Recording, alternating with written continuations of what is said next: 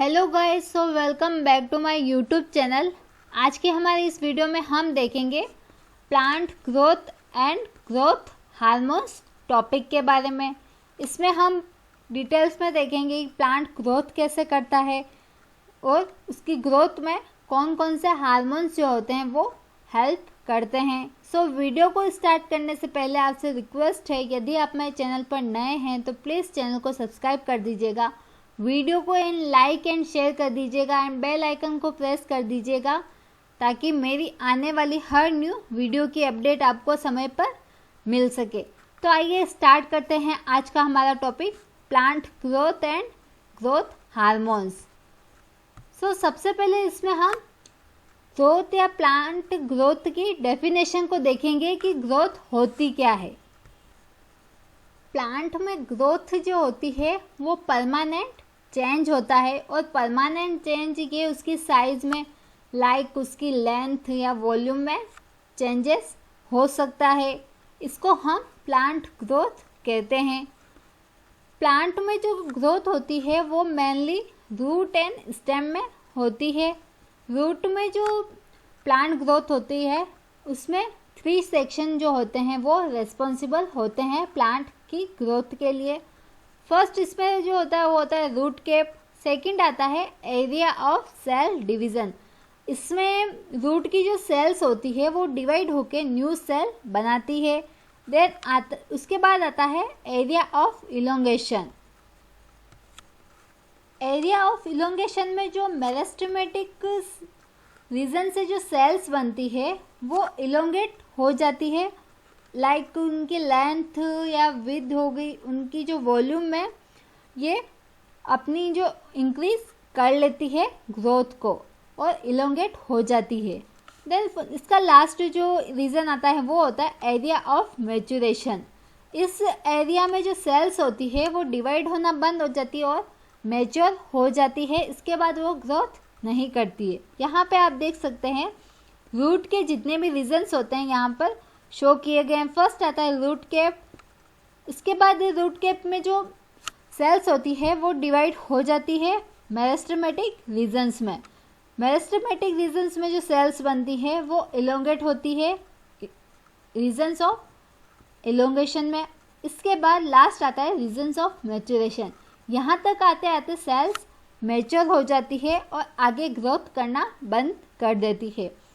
Root के outer surface पे ये रूट हेयर्स प्रेजेंट होते हैं। अब बात आती है kinetics of growth. Kinetics of growth में हम देखते हैं कि प्लांट जब ग्रोथ करता है तो वो किन किन फेज या स्टेज से होकर गुजरता है। मेनली जब प्लांट ग्रोथ करता है वो 3 स्टेजेस या फेजेस से होकर गुजरता है। इसमें जो फर्स्ट फेज आती है यहाँ पर ग्रोथ बहुत ही स्लो होती है। इस फेज को हम लेग फेज कहते हैं। इसके बाद प्लांट की जो ग्रोथ होती है वो थोड़ी स्पीड पकड़ लेती है जिसे हम लॉग फेज कहते हैं। इसके बाद जो प्लांट ग्रोथ होती है वो सडनली जो मतलब स्लो हो जाती है और डाउन होने लगती है, मतलब इनकी ग्रोथ रेट जो होती है वो डिक्रीज होने लगती है। तो इस स्टेट को हम स्टडी स्टेट कहते हैं। और इन तीनों फेजेस में जितना भी समय लगता है कंप्लीट होने में, उस सारी ग्रोथ के टाइम को हम ग्रांड पीरियड ऑफ ग्रोथ कहते हैं। इसे हिंदी में हम समग्र वृद्धिकाल कहते हैं।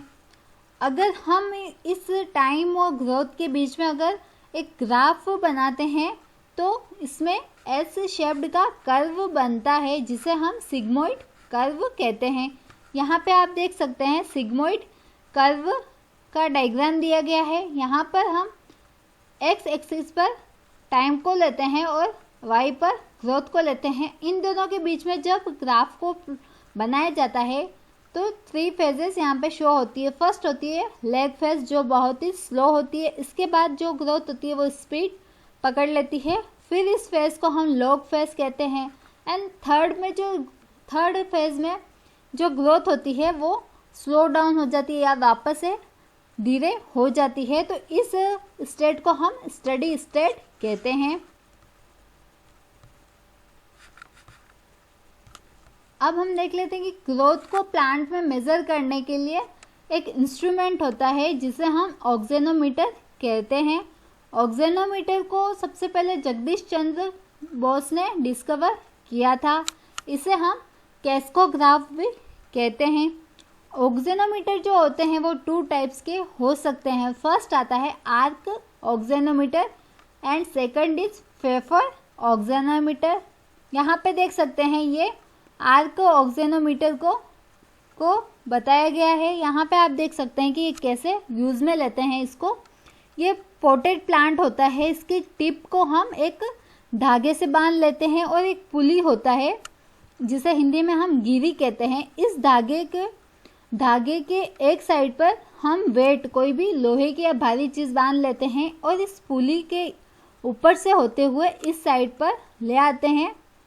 जैसे जैसे प्लांट ग्रोथ करता है तो ये पॉइंटर जो होता है वो नीचे आने लगता है। यहाँ पर नंबर बताए गए हैं तो हम यहाँ पे नंबर को देख के इजीली देख सकते हैं कि प्लांट में कितनी ग्रोथ हुई है, हम उसको मेज़र कर सकते हैं।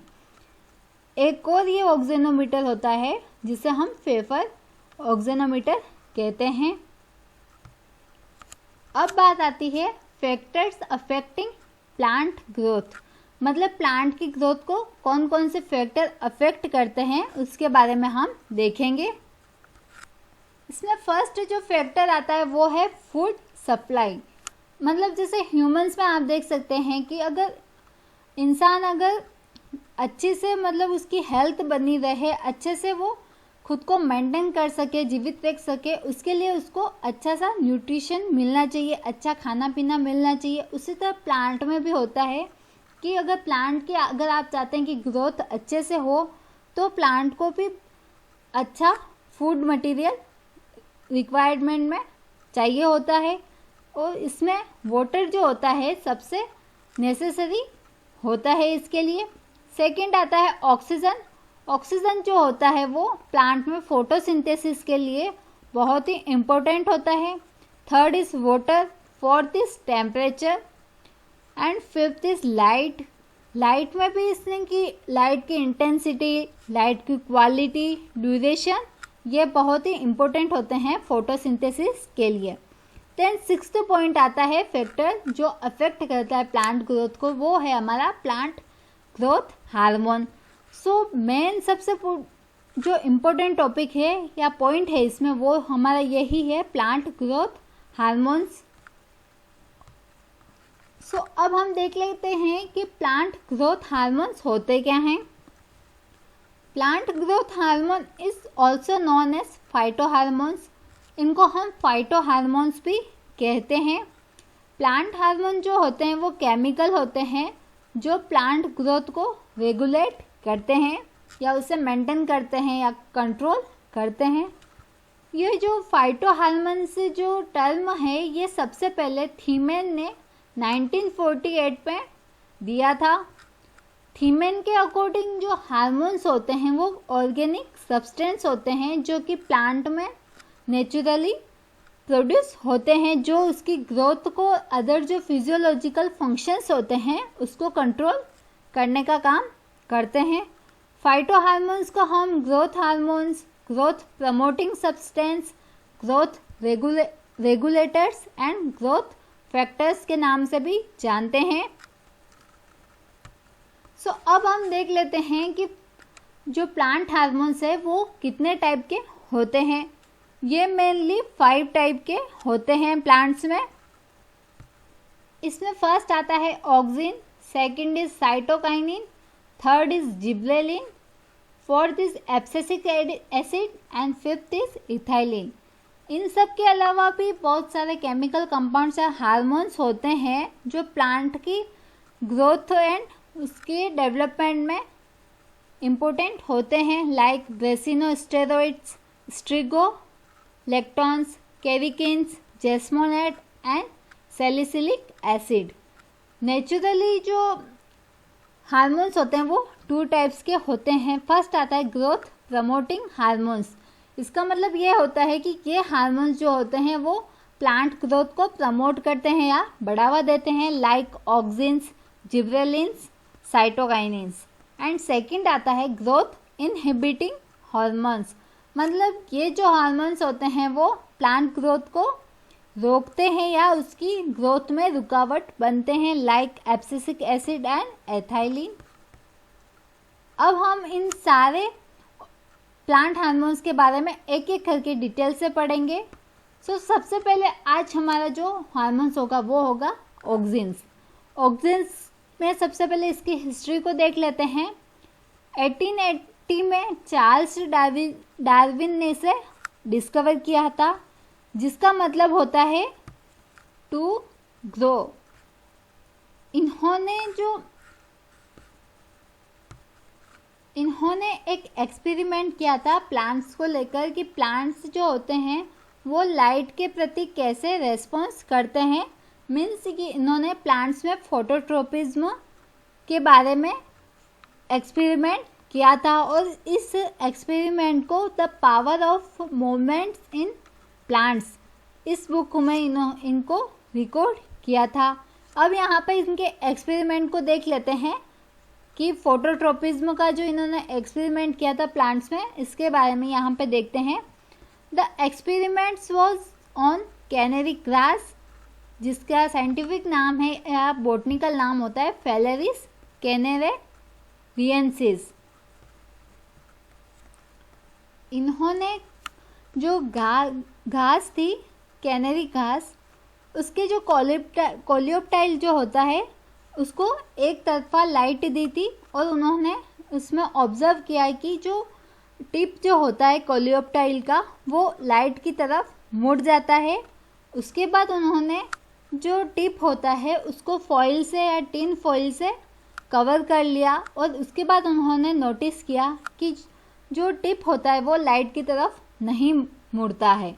तो इसके बाद उन्होंने ये निष्कर्ष निकाला है, कंक्लूड किया कि जो एक्सपेरिमेंट होता है, एक्सपेरिमेंट किया उन्होंने, उसमें ये बताया कि कुछ स्टिमुलस होते हैं कि जो प्लांट में ऊपर से नीचे की तरफ इंड्यूस हो जाते हैं, जो कि उस कैलियोप्टाइल की को बेंड करने के लिए इंड्यूस करते हैं। यहाँ पे आप देख सकते हैं प्लांट में जो फोटोट्रोपिज्म होता है उसका डायग्राम बताया गया है। देन बात आती है अब केमिकल नेचर ऑफ ऑक्सिन्स की, रासायनिक प्रकृति क्या होती है ऑक्सिन्स की। ऑक्सिन्स भी जो होते हैं टू टाइप्स के होते हैं, सिंथेटिक एंड नेचुरल्स। फर्स्ट आता है नेचुरल्स। नेचुरल्स जो होते हैं वो प्लांट में नेचुरली प्रोड्यूस होते रहते हैं।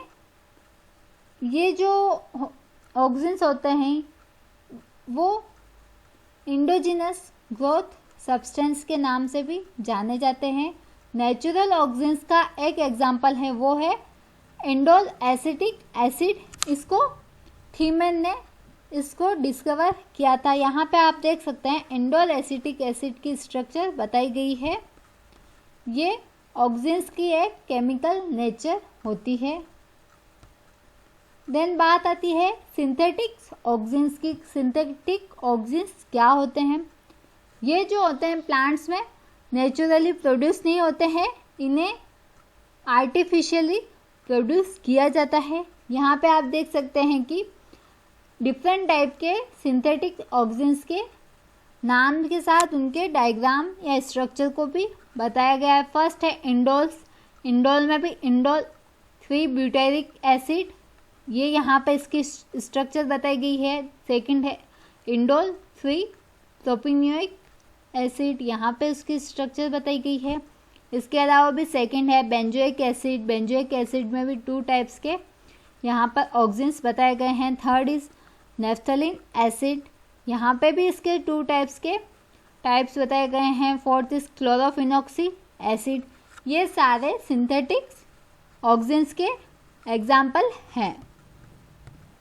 अब बात आती है बायोसिंथेसिस ऑफ ऑक्सिन्स, मतलब जैव संश्लेषण ऑक्सिन्स का। बायोसिंथेसिस मतलब इसका मतलब ये होता है कि इसमें जो सिंपल कंपाउंड्स होते हैं वो मॉडिफाई होकर अदर कंपाउंड्स में कन्वर्ट हो जाते हैं, एक दूसरे से जुड़ जाते हैं और मैक्रो मॉलिक्यूल्स बना लेते हैं। यहाँ पे हम इंडो एसिटिक एसिड का बायोसिंथेसिस देखेंगे। यहाँ पे थीमेन के अकॉर्डिंग इंडोल एसिटिक एसिड का जो बायोसिंथेसिस होता है वो ट्रिप्टोफैन एमिनो एसिड के थ्रू होता है। यहाँ पे इसकी फॉर्मेशन के इंडोल एसिटिक एसिड फॉर्मेशन के 2 पाथवे होते हैं ट्रिप्टोफैन की सहायता से। फर्स्ट आता है इंडोल पायरुविक एसिड पाथवे। यहाँ पे आप देख सकते हैं इंडोल एसिटिक एसिड के बायोसिंथेसिस का पूरा पाथवे बताया गया है। इंडोल पायरुविक एसिड पाथवे में ट्रिप्टोफैन जो होता है वो ट्रिप्टोफैन ट्रांस एमिनेज एंजाइम्स की प्रेजेंस में इंडोल 3 पायरुविक एसिड बनाता है और बाद में इंडोल 3 पायरुविक एसिड जो होता है वो डी कार्बोक्सिलिक एंजाइम्स की प्रेजेंस में CO2 को रिलीज कर देता है और इंडोल 3 एसिटेल्डिहाइड बना लेता है। और इस साइड आप देख सकते हैं कि जो ट्रिप्टोफैन होता है वो ट्रिप्टोफैन डी कार्बोक्सिलिक एंजाइम्स की प्रेजेंस में CO2 रिलीज करता है और ट्रिप्टोमिन बनाता है।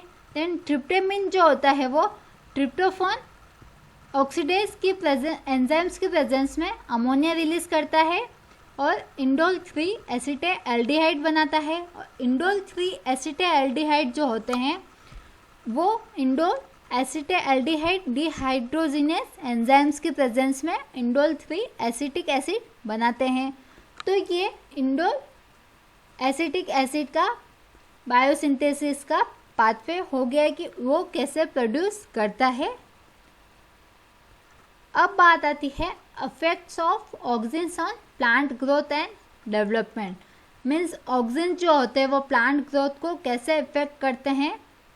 फर्स्ट आता है एलोंगेशन एंड सेल डिवीजन। ये जो ऑक्सिन जो होते हैं वो प्लांट के स्टेम और रूट को इलोंगेट करते हैं या इंक्रीज करते हैं। Also promote cell division within the cambial growth. ये सेल डिवीजन को भी प्रमोट करते हैं। सेकंड आता है एपिकल डोमिनेंस। कि एपिकल डोमेन्स में जो प्लांट के एपिकल बर्ड्स होते हैं उसकी प्रेजेंस में जो प्लांट के लेटरल बर्ड होते हैं उनकी ग्रोथ रुक जाती है। या एपिकल बर्ड्स की प्रेजेंस में लेटरल बर्ड जो होते हैं वो इनएक्टिव रहते हैं, वो ग्रोथ नहीं कर पाते हैं। इसीलिए जब एपिकल बर्ड्स को हम रिमूव कर देते हैं तो लेटरल बर्ड जो होते हैं वो ग्रोथ करने लगते हैं। थर्ड इसका इफेक्ट आता है phototropism. Fourth is root initiation. Fifth is callus formation. Sixth is parthenocarpy. So auxin जो होता है उसके जो इफेक्ट होते हैं वो प्लांट ग्रोथ में ये सारे cell elongation, apical dominance, phototropism, root initiation, callus formation and parthenocarpy ये सारे इफेक्ट्स होते हैं। अब बात आती है uses of auxins. Means use क्या क्या होते हैं ऑक्सिन्स के। Rootings for cutting. Rootings for cuttings means cutting में रूटिंग करवाने के लिए ऑक्सिन्स का यूज़ कर सकते हैं। लाइक मैंगो यानी आम में NAA एंड IBA इन गवावा मतलब अमरूद में इन दोनों ऑक्सिन्स का यूज़ कर सकते हैं रूटिंग्स को करवाने के लिए। Second is parthenocarpy. Third is promotion of flowering. Means plants में फ्लावरिंग को बढ़ावा देने के लिए हम ऑक्सिन्स का यूज़ ले सकते हैं। Fourth is prevention of premature dropping of fruits.